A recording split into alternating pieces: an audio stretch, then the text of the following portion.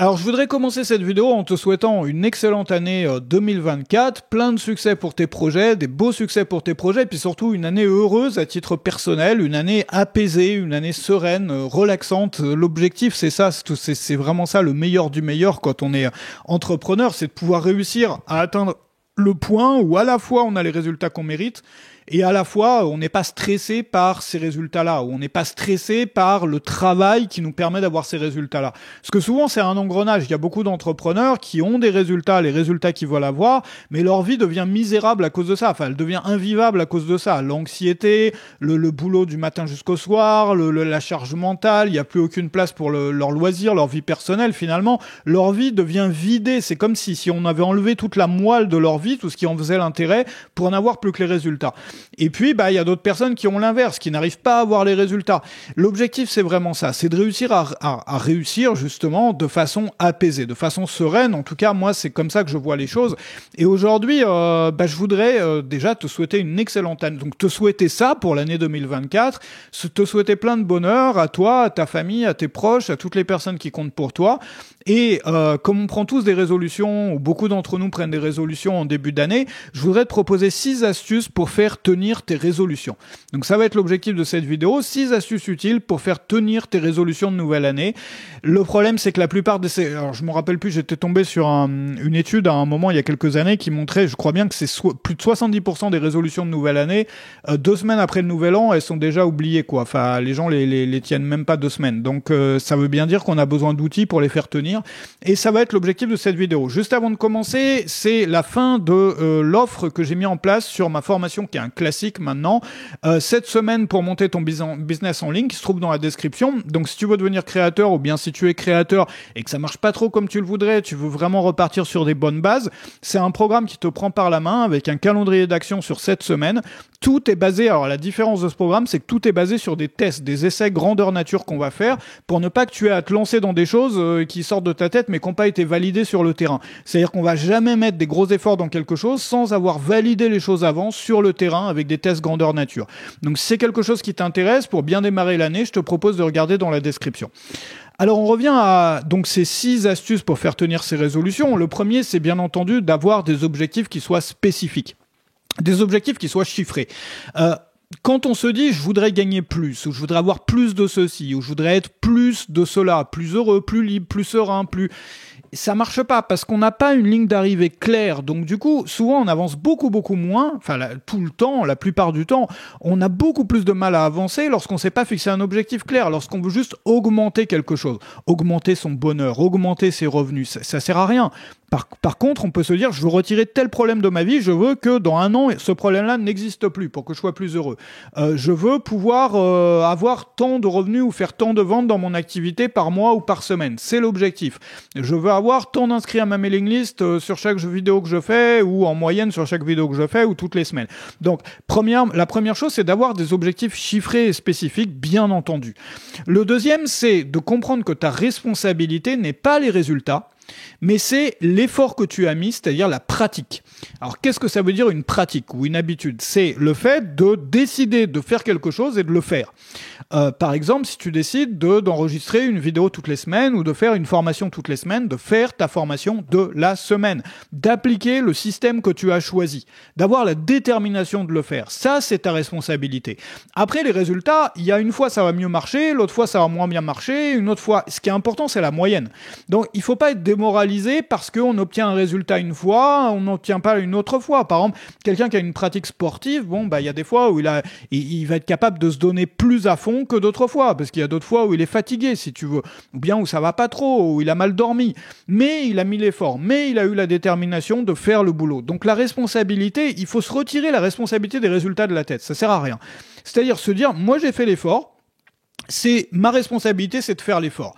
Et après, à intervalles réguliers, une fois par mois ou une fois par trimestre, on fait des points stratégie. C'est-à-dire, on fait le bilan du trimestre passé ou du mois passé et on analyse les résultats et on prend des décisions stratégiques. On se dit, voilà, moi j'ai vraiment mis mon effort. Donc là, moi, ma part de responsabilité, c'est bon. J'ai donné ce que j'avais à donner, mais j'ai pas eu les résultats escomptés. Pourquoi? Et là, je vais peut-être modifier mon système. Donc en fait, tu retires la responsabilité qui était sur toi-même pour la mettre sur ton système. Parce que ta responsabilité, réalité, il n'y a pas de problème avec ça. T'as fait ton boulot. T'as fait le boulot que tu étais déterminé à faire. Simplement, s'il n'y a pas eu de résultat, c'est que la stratégie était pas bonne ou que la stratégie, elle devrait être améliorée. Donc ça permet aussi d'avoir, à la fois d'avancer vers ces résultats, vers les résultats qu'on veut avoir, mais aussi de s'enlever un poids énorme de culpabilité de la tête. Beaucoup trop d'entrepreneurs, de créateurs, de gens qui essayent de réaliser des objectifs, vivent avec une culpabilité monstre, un nuage noir de culpabilité du matin jusqu'au soir, parce qu'ils n'obtiennent pas toujours les résultats qu'ils veulent. Le problème dans le monde d'aujourd'hui, c'est qu'on n'a jamais les résultats qu'on voudrait, parce qu'on s'est mis tellement d'indicateurs. Regarde, rien que dans une activité en ligne, tu as les ventes, tu as les inscrits à ta mailing list, tu as les vues sur YouTube, tu as les likes, tu as les machins, les trucs, il y a peut-être 10, 20 indicateurs différents. Ils seront jamais tous au vert pendant la même journée. Donc, tu seras forcément déçu. Donc, ce qu'il y a, c'est qu'il faut mesurer ta responsabilité, le fait que tu aies fait ton boulot ou pas, à ton boulot, justement, à la détermination que tu as de faire le boulot que tu avais prévu. Et c'est tout. Et le reste, tu le laisses à la stratégie et tu fais des points stratégie réguliers pour revoir, pour ajuster le cap. Moi, c'est vraiment la façon de fonctionner qui me... moi, j'ai tout essayé au fil des ans et c'est vraiment la plus saine, en fait. Parce qu'à la fois, ça te permet d'avancer, vraiment d'avoir les résultats que tu veux, d'avancer vers tes résultats, mais de façon posée. Tu vois, sans te faire du mal, quoi. Sans t'auto-flageller comme le font tellement d'entrepreneurs. La troisième chose, c'est de faire une fois tous les mois, de faire une sorte de meeting avec toi-même, de faire une sorte de review de tes objectifs une fois tous les mois. C'est-à-dire, tu fais une liste sur papier de tous ces objectifs, donc de tes résolutions ou tes objectifs chiffrés, comme on l'avait vu, c'était le point numéro 1, et tu le notes sur papier. D'ailleurs, c'est une excellente idée d'avoir tout un classeur que tu revois une fois par mois. Par exemple, tu décides que le deuxième mardi de chaque mois, tu fais une review de tout ton classeur. Sur ton classeur, tu as les trucs qu'il faudrait faire un jour à la maison, les trucs qu'il faudrait améliorer un jour dans ton activité, les choses sur lesquelles tu devrais travailler, et puis tu as tes résolutions de nouvelle année, puis tu peux avoir plein d'autres choses aussi. Et tu fais une review tous les mois, c'est-à-dire que tu repasses tout ça en revue, et puis tu vois s'il faut ajuster le cap, tu vois s'il y a des projets que tu avais listés, que tu n'as pas encore démarré, qu'il faudrait démarrer, etc., etc. Ensuite, la quatrième chose, c'est le principe de l'avion. Alors ça, j'en ai déjà parlé dans une vidéo récente, c'est quand tu échoues, apprends de tes erreurs. Beaucoup trop de gens, quand ils échouent, ils sont désespérés, mais c'est dommage, parce qu'ils s'arrêtent là. C'est-à-dire qu'ils sont désespérés, ou ils se sentent coupables d'avoir échoué, ou bien ils reportent la faute parfois sur quelqu'un d'autre ou sur un élément extérieur, mais très peu de gens finalement essayent vraiment et sincèrement d'apprendre de leurs erreurs. La méthode de l'avion, c'est quoi ? J'en ai beaucoup parlé d'ailleurs ces derniers jours, mais c'est parce que c'est important.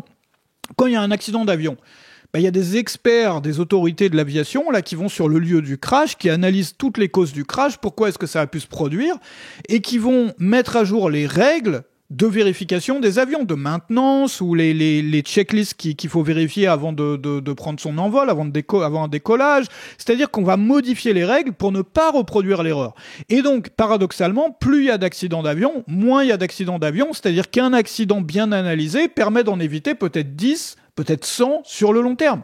Et si on commence à voir son travail comme ça, son activité de cette façon-là, chaque échec devient une chance. Chaque échec devient un moyen d'échouer moins à l'avenir, à condition d'analyser de la même façon les causes de cet échec et d'en tirer des conclusions, de se fixer des règles pour ne plus refaire ça à l'avenir. Ensuite, cinquièmement, évidemment, quand on se fixe des résolutions, il y a des moments où on va faire face à des résistances. Procrastination, pas envie de le faire, c'est dur aujourd'hui, etc. Bon, c'est normal. Tu vois, beaucoup de gens pensent que ils sont faibles s'ils ressentent de la résistance. Non, il n'y a rien de plus normal. Le problème, c'est que la résistance, si tu luttes contre, elle se renforce. Si tu lui tapes dessus, elle va devenir encore plus forte et beaucoup plus dure à résoudre. L'une des seules façons de venir à bout des résistances, c'est de les dissoudre. C'est-à-dire de les regarder dans les yeux, de les considérer pour ce qu'elles sont, et de décider de le faire quand même avec la résistance, plutôt que contre elle. Alors ça, c'est tout un sujet, j'en reparlerai peut-être dans d'autres vidéos, mais pour la procrastination, c'est ça qui marche le mieux. Essayer de voir qu'est-ce que je ressens, comment je le ressens dans le corps, pourquoi est-ce que je ressens ça, c'est-à-dire essayer de regarder les causes, de regarder pourquoi, comment, etc. Et puis de constater que c'est juste quelque chose qui passe. C'est comme une démangeaison, en fait. Quand tu ressens une démangeaison, ça te démange maintenant, dans 2 minutes, ça te démangera plus, tu t'y penseras même plus. Donc ce sont des choses qui passent. De la même façon, on a plein de choses dans l'esprit qui viennent, qui passent, qui viennent, qui passent, comme une émotion, comme une pensée, comme voilà. La procrastination, les freins, les blocages, les résistances qu'on a, c'est la même chose. Et quand on commence à les voir comme ça, à les regarder dans les yeux plutôt qu'essayer de les combattre tout de suite, quand on les combat, on les renforce, hein. Quand on leur résiste, quand on vraiment résiste par la force et tout, on ne fait que renforcer ça. Et c'est un cercle vicieux parce qu'on aura besoin de plus en plus de force à chaque fois pour en venir à bout. C'est un truc qui n'en finit jamais. Donc, apprendre à dissoudre les freins, apprendre à dissoudre les résistances, plutôt que de bourrer dedans, de lutter dedans avec en mode préhistorique avec son gourdin et tout, quoi. Et puis, la 6e chose, c'est de modifier son environnement pour rendre les choses qu'on veut faire plus faciles à faire et les choses qu'on veut pas faire ou les comportements négatifs desquels on aimerait se libérer, de les rendre plus difficiles à faire. Alors ça paraît tout bête, mais finalement, très peu de gens le font quand tu réfléchis. Comment est-ce que je pourrais faire en sorte que l'alternative positive soit la plus évidente à faire, la plus facile à faire? Regarde, un exemple tout bête, si tu as décidé de prendre une bonne habitude tous les matins, mets en place le matériel. Par exemple, quelqu'un qui décide de faire du sport en se réveillant tous les matins, ne te couche pas le soir sans avoir sorti ton matériel de sport pour le lendemain. Tu te réveilleras, ton matériel de sport sera déjà là. Ou prépare ton bureau. Si tu as du mal à te mettre au travail, tu dois enregistrer des vidéos tous les matins. Prépare ta caméra. Avec ton plan, le sujet de ta vidéo, tout sur ton bureau. Il n'y a rien d'autre. Comme ça, la chose la plus facile, c'est d'enregistrer ta vidéo. C'est pas de faire autre chose. Donc, qu'est-ce que tu pourrais rendre plus facile? Et au contraire, comment est-ce que tu pourrais rendre plus difficile les comportements que tu souhaites éviter? Donc, si tu veux, ça, c'est 6 pistes, moi, qui m'ont beaucoup aidé par le passé à tenir mes résolutions. La première, c'est d'avoir des objectifs spécifiques et chiffrés. La deuxième, c'est de prendre en compte que ta responsabilité, c'est de faire ton boulot, d'avoir eu la détermination de faire ce que tu avais prévu, mais c'est pas les résultats. La troisième chose, c'est que une fois par mois, tu fais un grand review de tes résolutions, de tes objectifs et de tout ce que tu as dans ton classeur que tu peux nommer review. La quatrième chose, c'est le principe de l'avion, apprendre de ses échecs. La cinquième, c'est de dissoudre les résistances plutôt que d'utiliser la force. Et la sixième, c'est d'apprendre à modifier son environnement, en tout cas d'avoir le réflexe de modifier son environnement pour rendre les nouveaux comportements, les comportements positifs, plus faciles à mettre en place et les comportements négatifs qu'on souhaite éviter ou qu'on souhaite ne plus reproduire, les plus difficiles possibles, les plus pénibles possibles à déclencher. Si tu souhaites partir sur des bonnes bases cette année, comme je te le disais, tu as encore la formation avec le programme en 7 semaines pour lancer ton activité en ligne, ton activité de créateur en se basant sur toute une série de tests pour valider tes idées à chaque partie du calendrier, du process qu'on va mettre en place ensemble. Ça se trouve dans la description. Il y a encore une offre en ce moment, donc ne rate pas ça si c'est quelque chose qui peut t'aider. Et puis je voudrais terminer cette vidéo en te souhaitant une excellente année 2024, beaucoup de succès pour tes projets, beaucoup de sérénité aussi, de paix d'esprit, parce que c'est ce qui nous manque, ce qui manque à beaucoup de créateurs. Les résultats, ça suffit pas. On peut se retrouver avec des résultats tout en étant malheureux. C'est malheureusement ce qui arrive à beaucoup, c'est-à-dire qu'ils rêvent d'avoir les résultats qu'ils rêvent d'avoir pendant des années, puis une fois qu'ils les ont, leur vie elle est pourrie, quoi. Il n'y a pas d'autre mot. Donc c'est doré à l'extérieur, mais à l'intérieur ça fait mal. Donc la clé c'est ça, c'est d'apprendre à réussir tout en étant serein, apaisé. Voilà. Et je pense qu'il y a un vrai besoin autour de ça, surtout en cette année 2024 qui commence, parce que les choses deviennent de pire en pire de ce côté-là. Les entrepreneurs ont jamais été aussi stressés qu'aujourd'hui, jamais été aussi anxieux qu'aujourd'hui, c'est pénible. Donc du coup, voilà, moi ce que je te souhaite c'est ça. On va beaucoup travailler sur ce sujet-là, sur ce thème pendant cette année ensemble, et je te souhaite plein de bonheur ainsi qu'à tes proches, à ta famille, à tous les gens qui comptent pour toi. Merci d'avoir été là pendant cette vidéo, tout au long de cette vidéo, et je te retrouve sur la formation qui est juste en dessous si ça peut t'aider à démarrer.